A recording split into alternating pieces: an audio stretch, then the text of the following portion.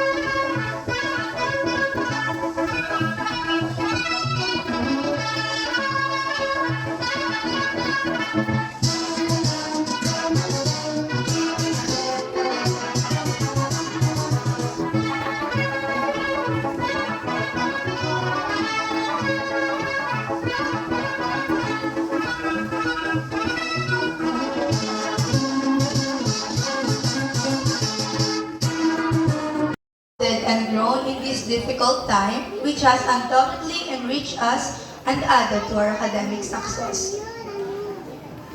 To my fellow graduates, I want to express my heartfelt congratulations. Our little hands work hard for our big dreams. Malayo pa pero malayo na, padagos. The campaign to give Filipino children access to basic education, the protection of the environment, the promotion of Address, let us all welcome our very own secondary school principal 3, the man of action, Mr. Arnilo C. Ibasco. A round of applause, please. Great your the relationship you have established with your alma mater. All may you be able to hold the and as principal of this school for almost less than 5 years. Thank you po. You may take your seat.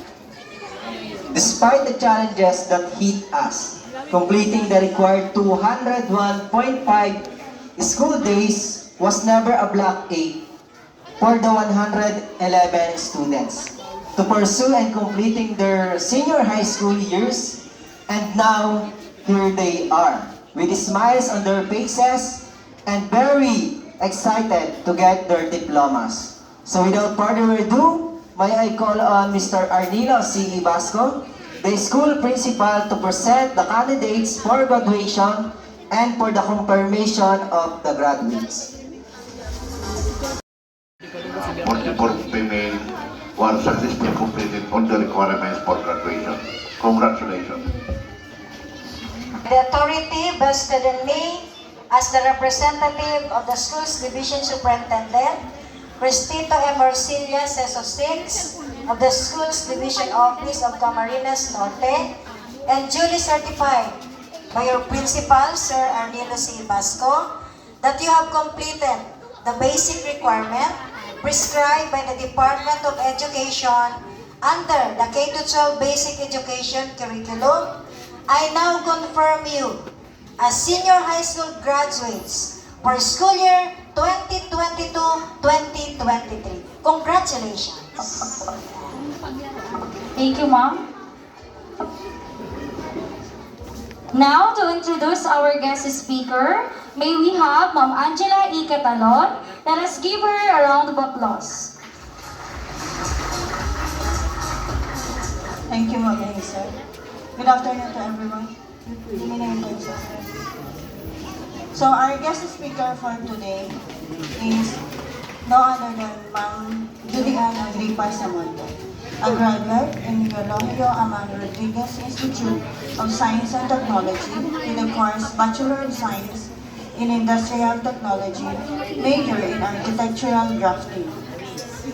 Newswriter of college publication paper, The Champion, member of Art Circle Society in College Department, and graduated in post-secondary level with Top Notcher Award in 2012. Then pursue another year for college bachelor's degree, graduated in 2020.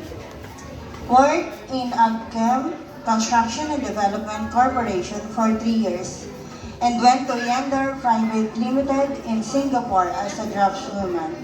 For 1 year and a half, eventually she worked in Kainden, Philippines in Makati for another year, and currently working as an AutoCAD operator in Philcoil International Incorporated.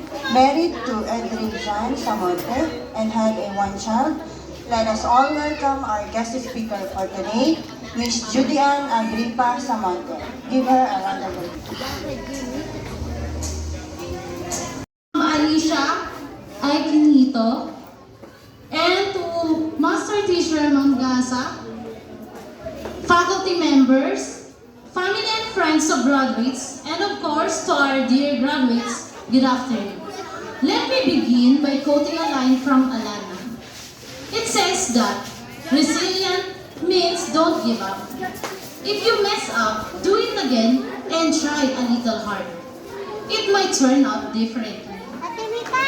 I hope to use this quote as an inspirational backdrop to our ANHS K-12 graduate. I am deeply honored to speak in front of you.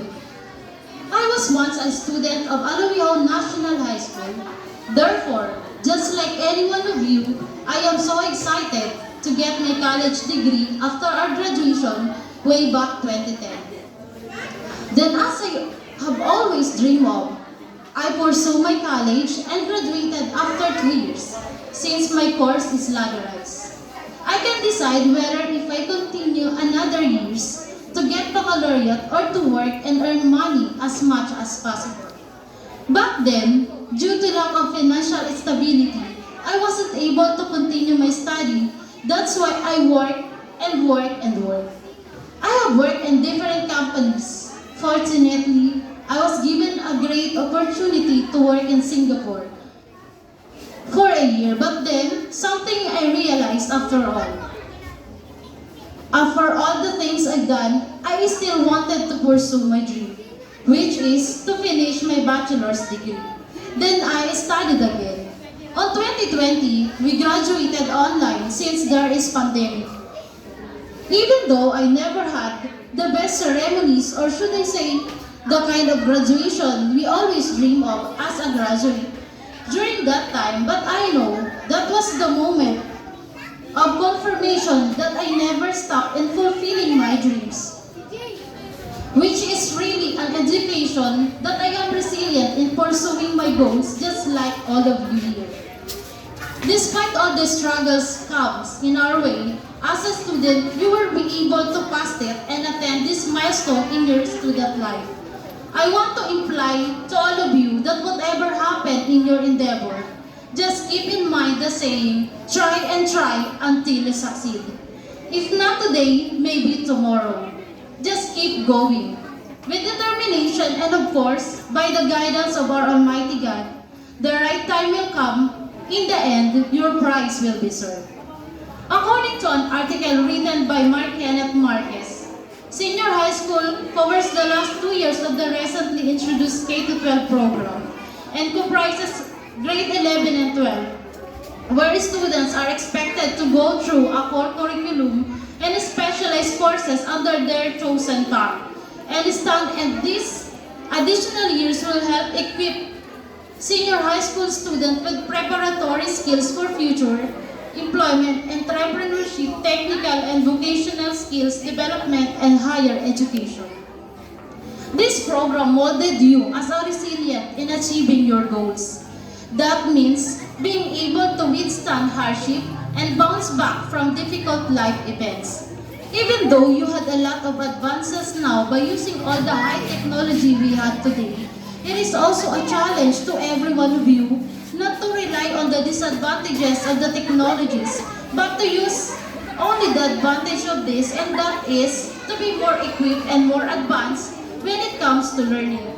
You also experience difficulties in learning using only the modules and online class due to the pandemic. But you as a K-12 graduates are considered as a tough and devoted students since you pass all the struggles and challenges of being a K-12 students. This is it. This is really is it. You are truly molded through resilient education foundation and ready to face the new challenges in your incoming college life. This ceremony tells all of you graduates that you are now prepared to begin your bright future ahead. Your future begins today. Your parents, mentors, and every person here is proud of you. I want to congratulate you all. Thank you and good luck. Thank you very much, Miss Judy Ann, for that meaningful and inspiring high school graduation ceremonies with the theme K-12 graduates molded through a resilient educational foundation, held at Alawiao National High School, main campus on July 11, 2023. Given this 11th day of July 2023 at ANHS main campus, Barangay Alawiao, Daet, Camarines Norte. Signed by our secondary school principal 3, Sir Arnilo C. Ibasco. And to Ma'am Alicia I. Quinito.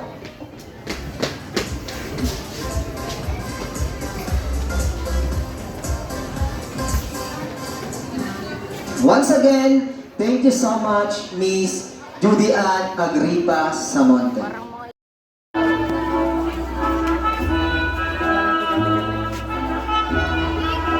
Cadolino Mark Cedric C.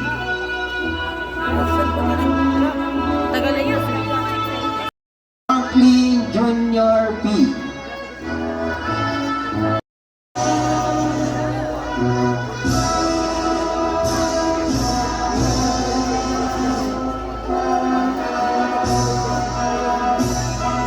Madera Brian S.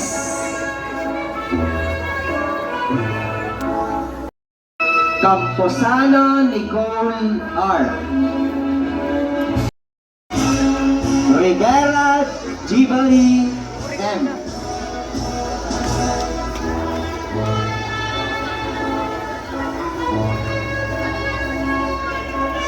Saino Ronaline I.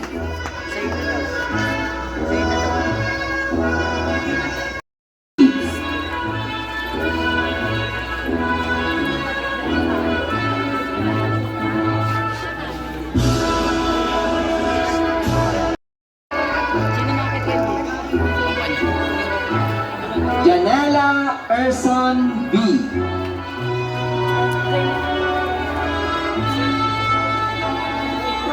Elemos Gerald O. Ivana Marlon J.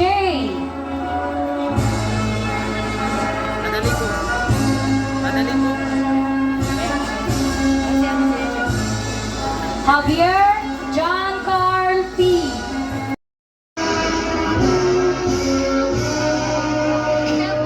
Magnaye Dyrus.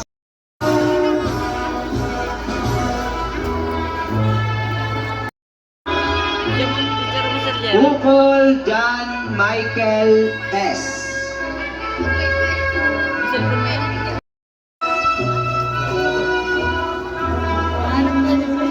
Samucho Rob. Mark Anthony B. Girls. Aviera Ellen Rose M.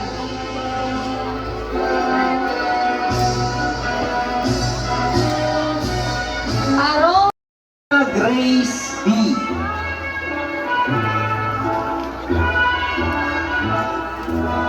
Maranyo Janica A. Muling Tapang Mary Jane C.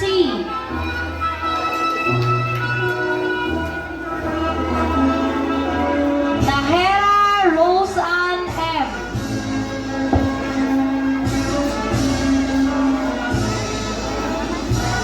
Rafael Maria Luisa I. Rosales Edralyn R.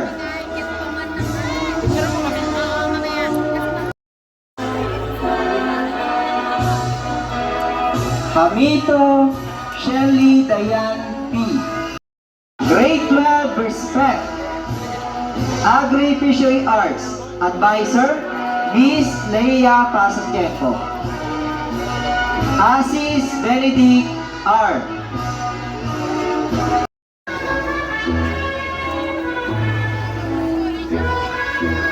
Azuela Aldrin B.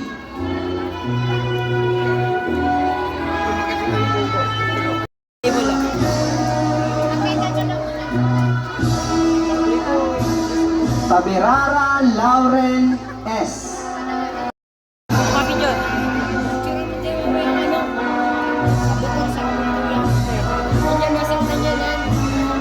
Malayo Mark Anthony M.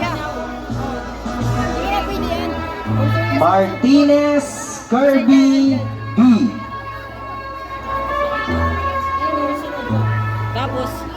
Montuya Markel Mike A.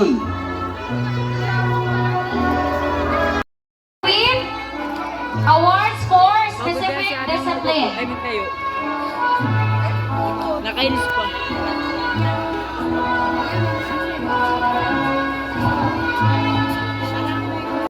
Honors.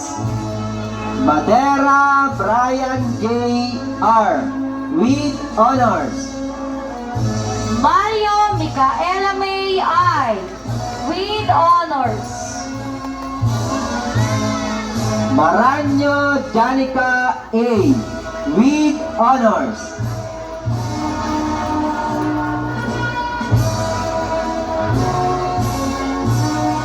Nahera Justin Carl C.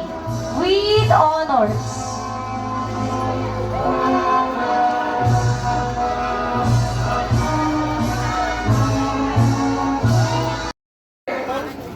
Dedication and countless memories that we have shared together as a class.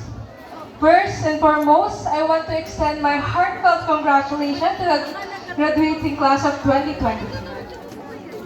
Today, we will not only acknowledge our academic accomplishment, but will also recognize our personal growth, the friendship, and the memories made during this journey.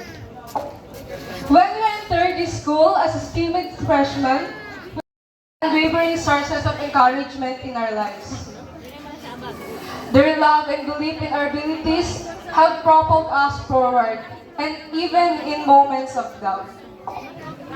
I would like to extend my heartfelt gratitude to all the people who helped me throughout my academic journey in Alawihaw National High School. Special thanks to my proud parents. Thank you for the emotional and financial support that has strengthened me in hardship. And Sir Robin Chok and Sir Jan Joshua Roque, who had given us the freedom to dare, the courage to excel, and the belief that we can achieve our best. Thank you. As one of my favorite quotes, life will be hard and achieving things will be difficult, but it doesn't mean it's impossible. You will still run into a number of difficulties along.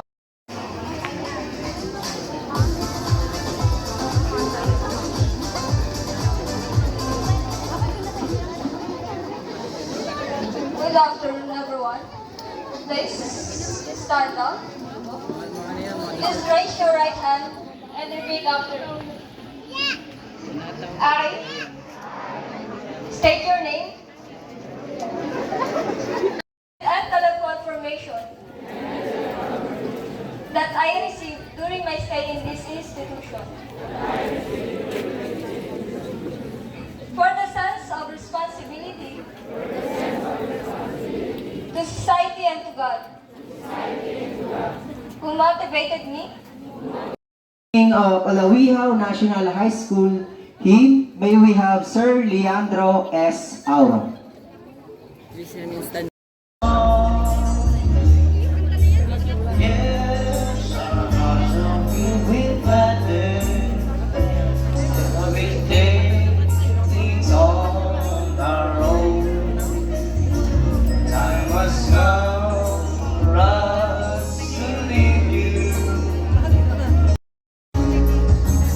Our own wisdom, our source of courage, the wind that lies us to the rain.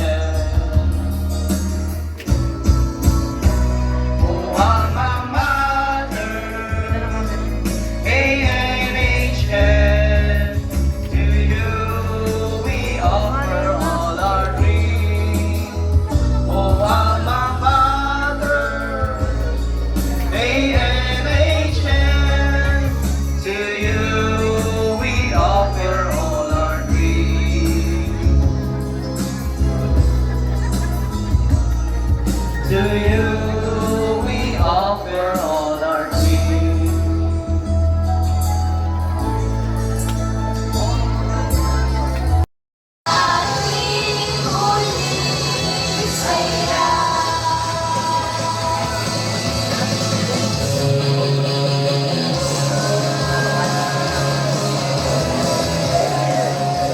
Once again, congratulations, graduates! You may now take your seat. So to formally close today's event, may I call on a student with honors? Graduate, at ikaw. Sila nga. Mabibidyo ako, ma'am. Talaga.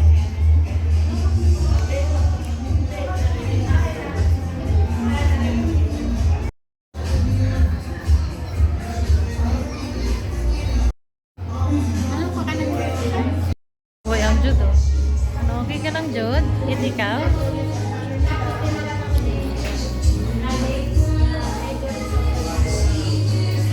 The next day. Vlog. Ang sarap ng almusal ni Jude. Nalaglag, ala.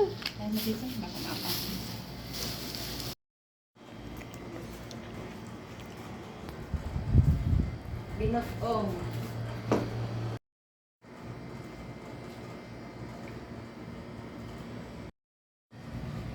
Wala na talagang ano, hindi katulad ng dati na, di ba?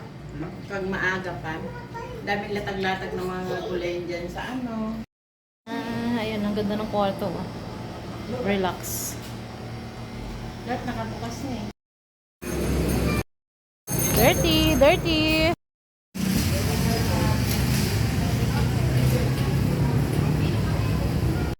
Pa rin ang ano, bus. Kumakain kami ng lunch. Jollibee. Ito muna ay parang may halong alak. Umuulan na guys, ayan. Waiting pa rin kami ng paparating na bus. Ayan. Kain muna sila ng lunch. Lakas ang ulan, no? Grabe. Alis na sila.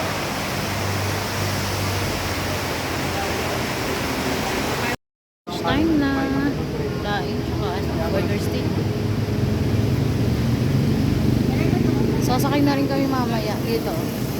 Mga 2:30 p.m. Alis na.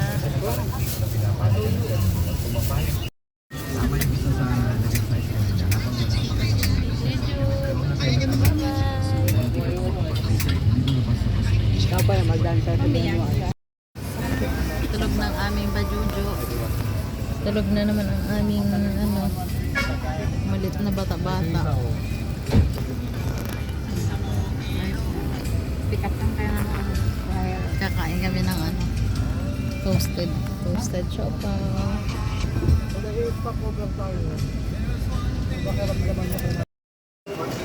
Kain muna kami dito sa ating muna. Kain muna.